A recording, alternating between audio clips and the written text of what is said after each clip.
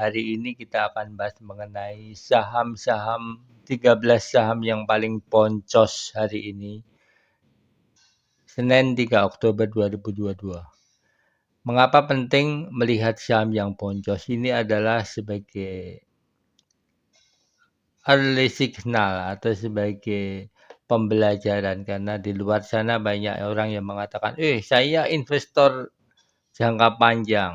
Ya, padahal tidak semua saham itu cocok untuk tipe-tipe seperti itu. Dan ketika mereka biasanya itu negatif dan takut untuk cut loss, tidak tahu bahwa trennya sudah selesai dan technical koreksi itu pasti terjadi. Ya, mereka bertahan sampai akhirnya lihat ini adalah sinyal, ya. 13 saham ini turun, ada yang BPII -7, ini mentok ya karena pasti kena HRB. Televas ini juga pasti kena bola. Nah, ini Bali United ini sejak kerusuhan Arema kemarin tuh menurut saya sahamnya akan makin turun lagi. Kasihan sekali bisnis bola di Indonesia ternyata tidak bisa diandalkan ya, karena pengelolaannya juga masih amatiran dan mengandalkan supporter yang emosional. Jadi sulit untuk bisa dijadikan industri yang menguntungkan kalau caranya seperti ini. Kemudian di sini ada juga BBHI, Bank Alo. Nilai pasarnya tinggal 30 triliun. Padahal ini dulu sempat masuk di 10 besar BBHI. Cek di video saya sudah pernah prediksi bahwa berbulan-bulan yang lalu BBHI ini akan anjlok, tapi mereka optimis.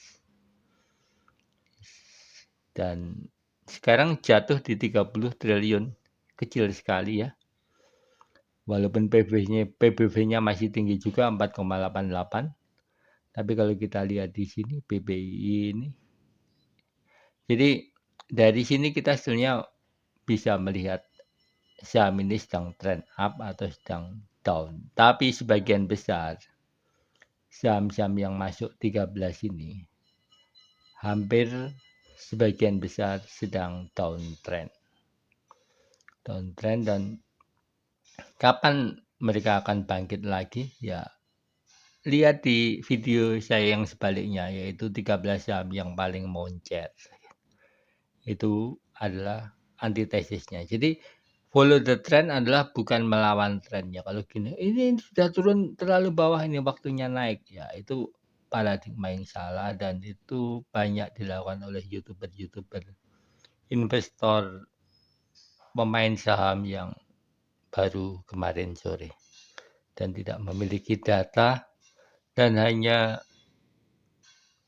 menggaungkan omongan orang yang sudah salah. Di sini kita akan belajar bagaimana sih menganalisa saham berdasarkan angka-angka sehingga faktor emosional, faktor ketakutan itu bisa diminimalisasi, karena namanya manusia itu sulit untuk objektif gitu. Tetapi angka akan mendrive kita untuk bisa lebih objektif melihat segala permasalahan di dunia saham. Oke, langsung saja nggak berkepanjangan. Inilah previewnya. Saya sengaja preview agak panjang karena ini video pertama kali tentang hal seperti ini sehingga tidak banyak pertanyaan. BPI ada di sektor finansial. Kalau kita lihat nilai pasarnya ini ya, 160 triliun, 90. Yang tertinggi adalah BPI, Batavia Prosperindo Internasional. Kemudian ada Televas ini grupnya si Cepat ya.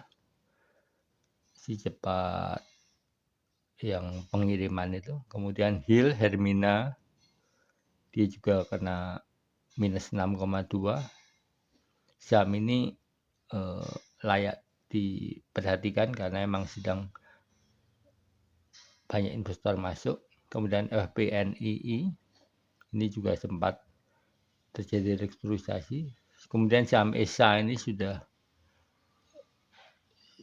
dalam tahap koreksi yang cukup mendalam. Metropolitan Land itu adalah pemilik Pondok Indah ya, grupnya Pondok Indah dan kawan-kawan, bukan cuma Pondok Indah. Ya, seperti ini kurang lebihnya. Kalau kita lihat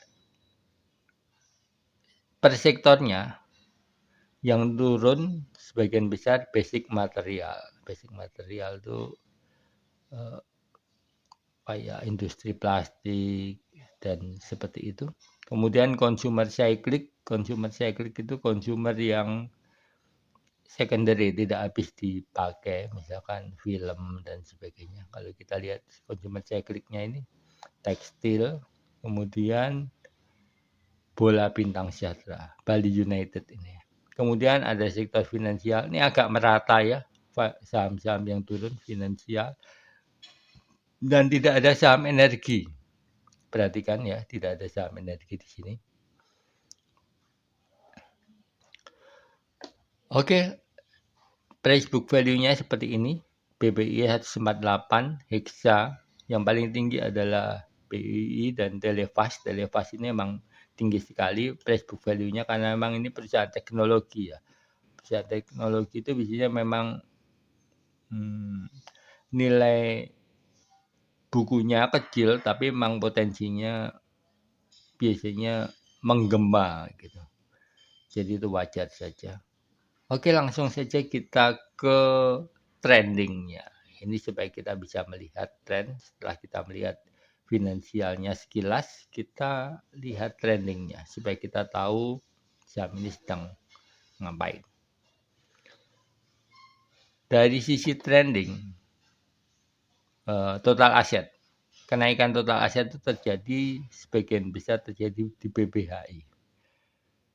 19,41% linear per kuartal ya. Jadi ini adalah regresi linear per kuartalnya dalam rentang 4 kuartal. Jadi seolah-olah per kuartal itu dia naik 19,41 walaupun kenaikannya realnya tidak konsisten. Realnya seperti apa? Bisa dilihat di sini seperti ini. BBHI. Nah, sempat turun naik lagi ya seperti ini. Ini adalah total asetnya. Atau kemudian ada bola Bali United 6,57. Ini karena memang perusahaan ini sedang juga berinvestasi ya di bidang IT. Jadi Bali United ini emang sudah ancang-ancang sebenarnya bahwa sulit untuk hidup dari bola, makanya mereka juga investasi di bidang IT. Kita tahu bahwa sepanjang sejarah sepak bola dulu ada Pelita Jaya yang dekat dengan Bagri Beatus dan sebagainya waktu zaman Galatama gitu ya. Dan sampai sekarang sulit untuk berbisnis yang menguntungkan di sektor sepak bola karena ya kalau bagi saya sih pengurusnya itu terlalu amatiran gitu ya. Mau dibilang iya enggak, faktanya membuktikan seperti itu. Kemudian Linksys ini adalah perusahaan IT juga. Kemudian BMHS ini Bunda Medik ini rumah sakit ya. Rumah sakit ini juga seperti media Hermina ini dia aktif dengan investor-investor baru dan aktif melakukan investasi BPII.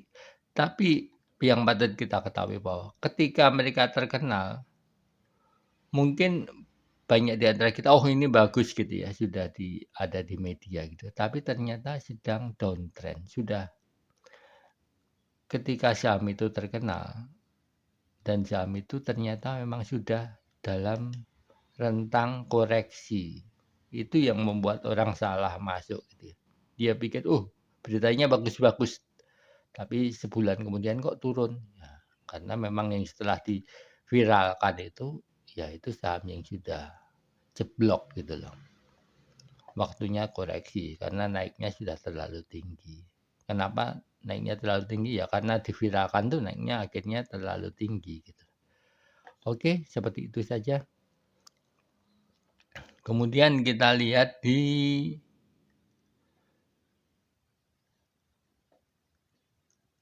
karakteristik ring 400 harinya.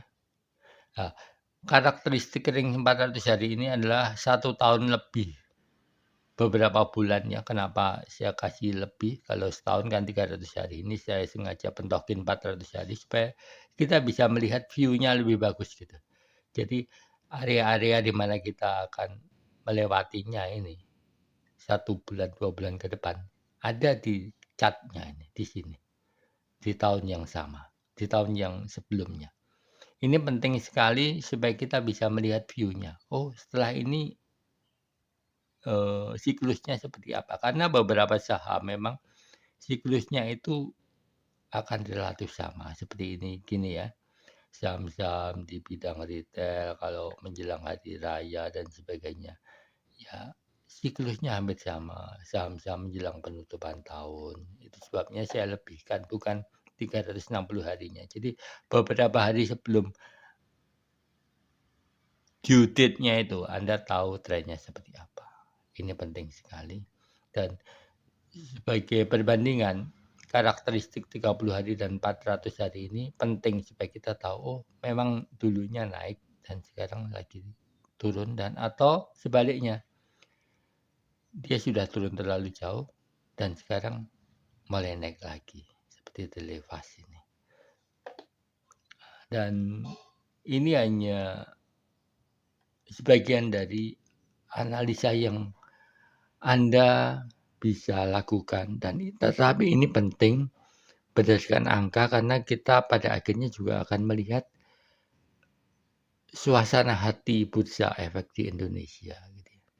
Apakah itu terkait dengan kenaikan The Fed, suku bunga di The Fed, inflasi di Amerika, juga neraca perdagangan yang setiap bulan dirilis gitu.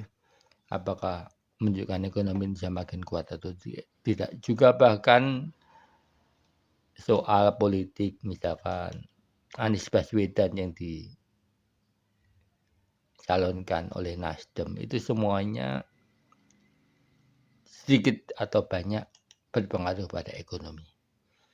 Oke, thank you. See you next time. Jangan lupa untuk follow channel ini. Thank you.